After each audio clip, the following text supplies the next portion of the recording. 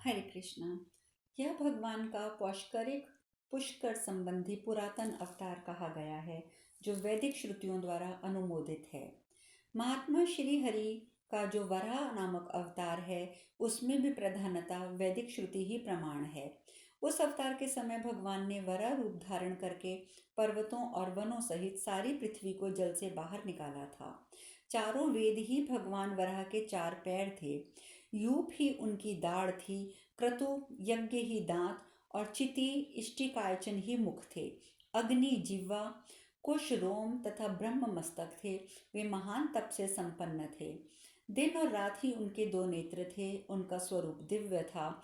वेदांग ही उनके विभिन्न अंग थे। श्रुतियां ही उनके लिए आभूषण का काम देती थी। घी उनकी नासिका, स्रुवा उनकी थूथन और साम वेद का स्वर ही उनकी भीषण गर्जना थी। उनका शरीर बहुत बड़ा था। धर्म और सत्य उनका स्वरूप था। वे अलौकिक तेज से संपन्न थे।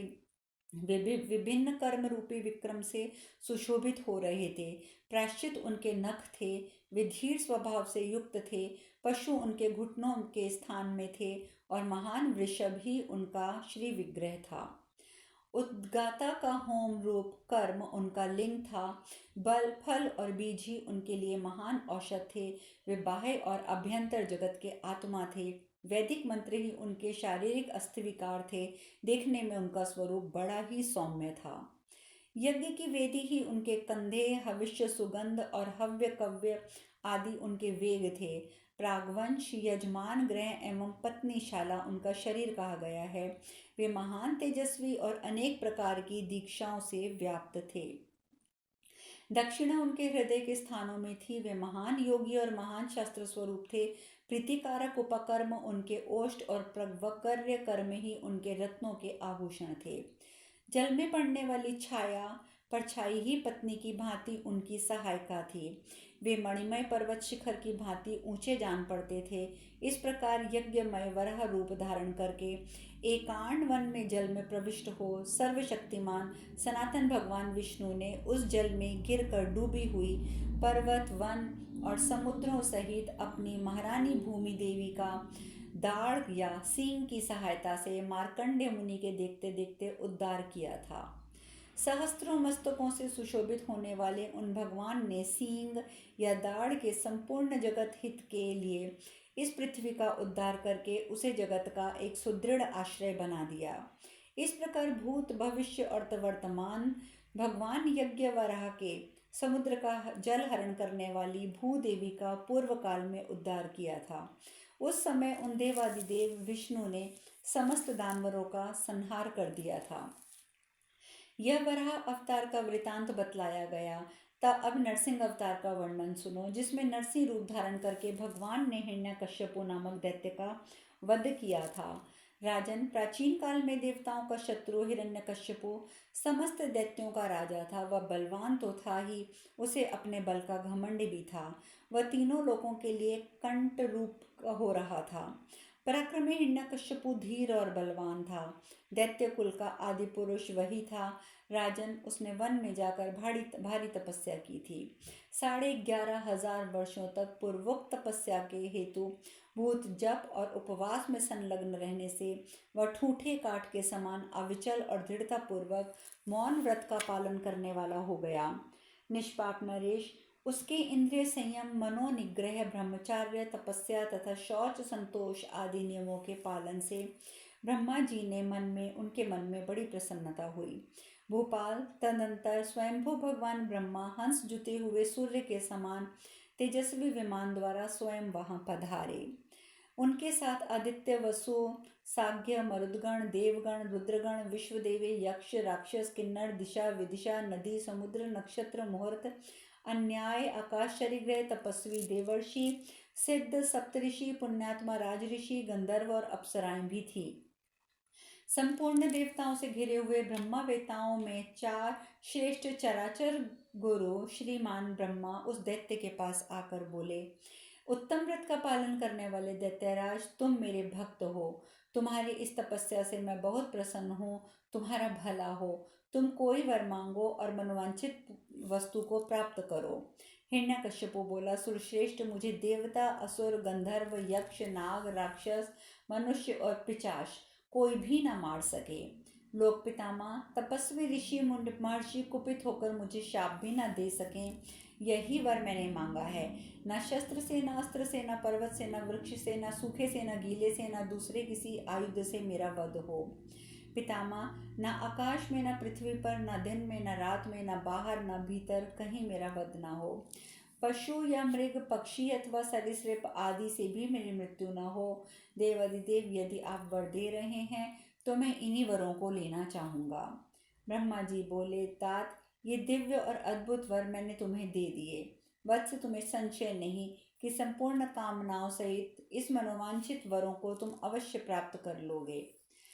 भीष्म जी आगे कहते हैं, युधिष्ठिर, ऐसा कह के भगवान ब्रह्मा आकाश मार्ग से चले गए और ब्रह्मलोक में जाकर ब्रह्म ऋषि गणियों से सेवित होकर अत्यंत शोभा पाने लगे। तदंतर देवता, नाग, गंधर्व और मुनि उस वरदान का समाचार सुनकर ब्रह्मा जी की सभा में उपस्थित हुए। देवता बोले, भगवान, इस वर के प्रभाव से अब वह असुर हम लोगों को बहुत कष्ट देगा, अतः आप प्रसन्न होइए और उसके वध का कोई उपाय सोचिए, क्योंकि आप ही संपूर्ण भूतों के अधिष्ठात्र, स्वयंभू, सर्वव्यापी, हव्य कव्य के निर्माता और अव्यक्त प्रकृति और ध्रुव स्वरूप हैं। भीष्म जी आगे कहते हैं, युधिष्ठिर, देवताओं का ये लोक हितकारी वचन सुनकर दिव्य शक्ति संपन्न भगवान प्रजापति ने उन सब देवताओं से इस प्रकार कहा। ब्रह्मा जी बोले, देवताओं, उस असुर को अपनी तपस्या का फल अवश्य प्राप्त होगा। फल भोग के द्वारा वह तपस्या की समाप्ति हो जाएगी, तब भगवान विष्णु स्वयं ही उसका वध कर देंगे।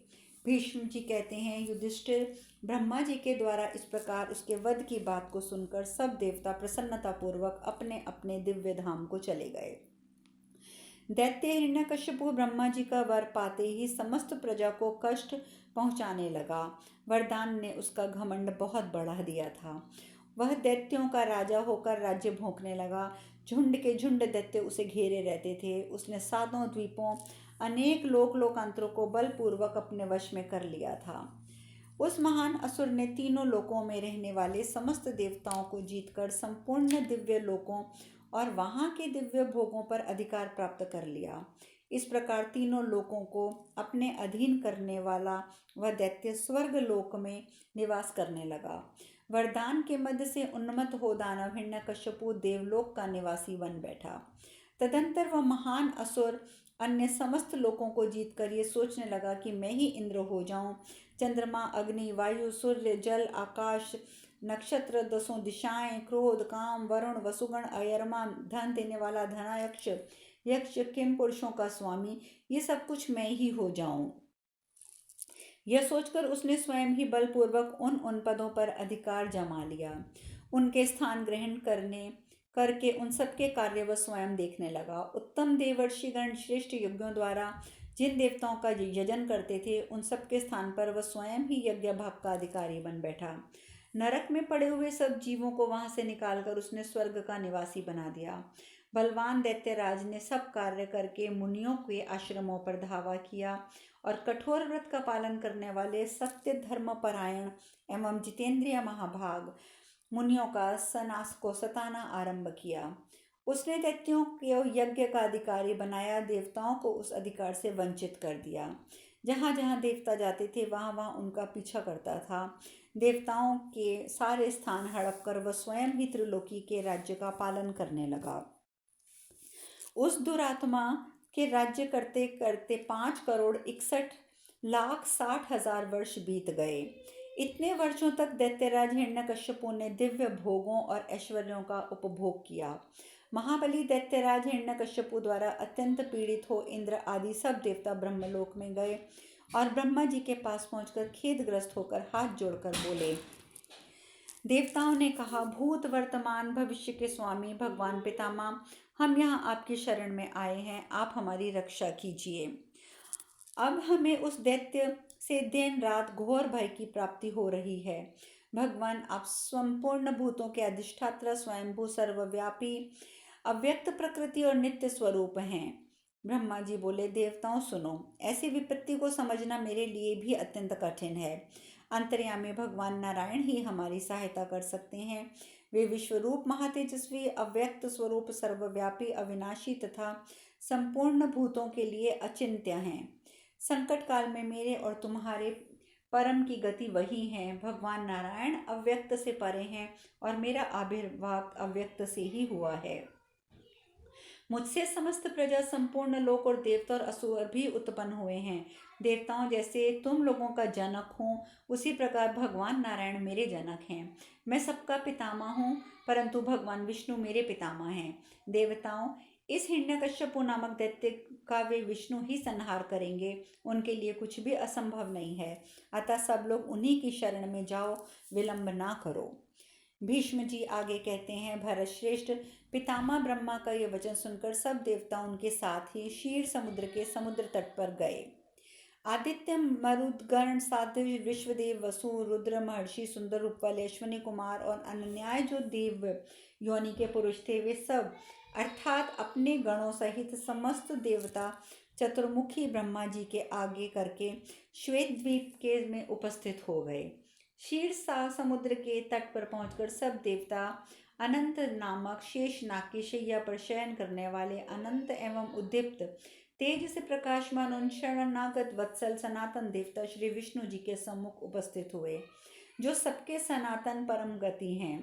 वे प्रभु देव स्वरूप, वेदमय यज्ञ स्वरूप, ब्राह्मण को देवता मानने वाले, महान बल और पराक्रम के आश्रय, भूत, वर्तमान और भविष्य रूप, समर्थ स्वरूप, विश्ववंती, सर्वव्यापी तथा शरणागत रक्षक हैं। वे सब देवता उन्हीं भगवान नारायण की शरण में गए। देवता बोले, देवेश्वर, आज आप हिरण्यकश्यप का वध करके हमारी रक्षा कीजिए।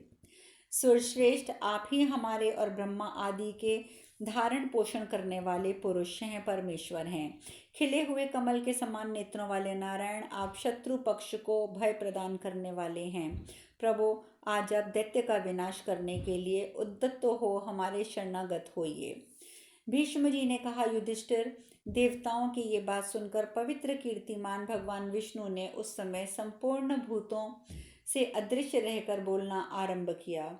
श्री भगवान बोले, देवताओं, भय छोड़ो, मैं तुम्हें अभय देता हूँ।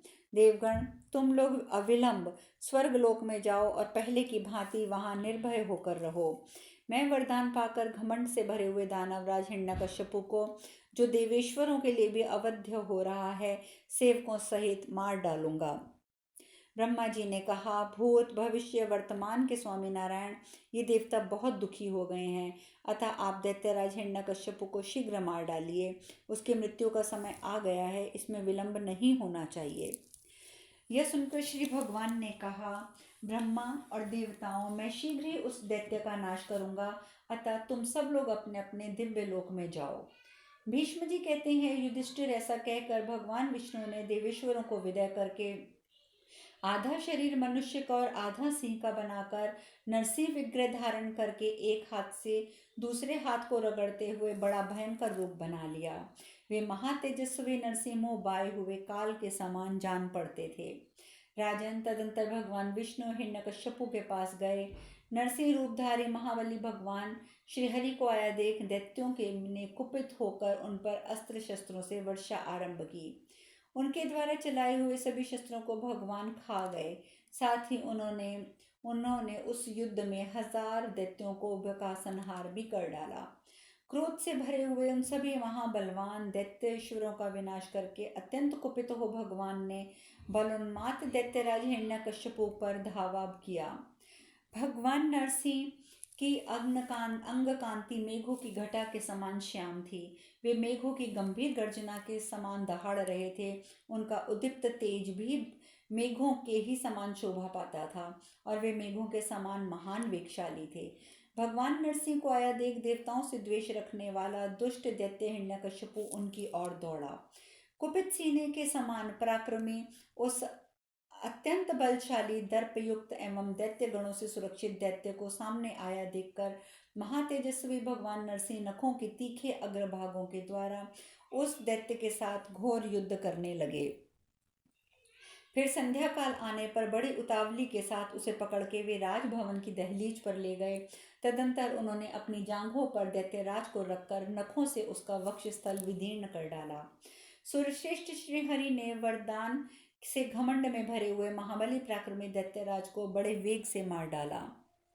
इस प्रकार हिरण्यकशिपु तथा उसके अनुयायी सब दैत्यों का संहार करके महातेजस्वी भगवान श्री हरि ने देवताओं और प्रयोजनों का हित साधन किया और इस पृथ्वी पर धर्म की स्थापना करके वे प्रसन्न हुए। पांडुनंदन, ये मैंने तुम्हें संक्षेप में नरसिंह अवतार की कथा सुनाई है। अब तुम परमात्मा श्री हरि के वामन अवतार का वृतांत सुनो।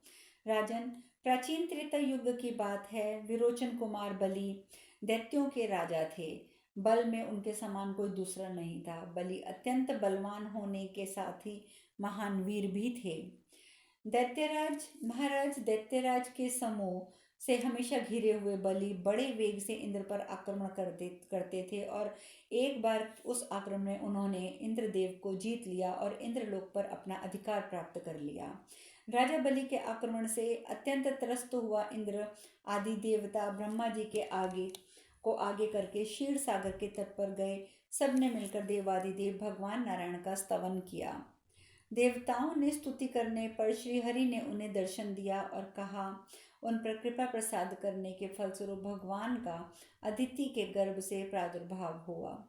जो इस समय यदुकुल को आनंदित कर रहे थे वे ही भगवान श्री कृष्ण पहले अदिति के पुत्र होकर छोटे इंद्र के छोटे भाई विष्णु या उपेंद्र के नाम से विख्यात हुए। उन्हीं दिनों उन्होंने पराक्रमी दैत्यराज बलि से क्रतुश्रेष्ठ अश्वमेध के अनुष्ठान की तैयारी जिसने कर रखी थी उसे खत्म करने का निश्चय किया। युधिष्ठिर, जब दैत्यराज का यज्ञ आरंभ हो गया उस समय भगवान विष्णु ब्राह्मण वेशधारी वामन ब्रह्मचारी के रूप में अपने को छिपाकर सिर मुंडाए यज्ञोपवीत काला मृगचर्म और शिखा धारण किए हाथ में पलाश का डंडा लिए उस यज्ञ में गए। उस समय भगवान वामन की अद्भुत शोभा दिखाई देती थी। बलि के वर्तमान यज्ञ में प्रवेश करके उन्होंने दैत्यराज से कहा, मुझे 3 पग भूमि दक्षिणा रूप में चाहिए। अब शेष कथा कल। हरे कृष्णा।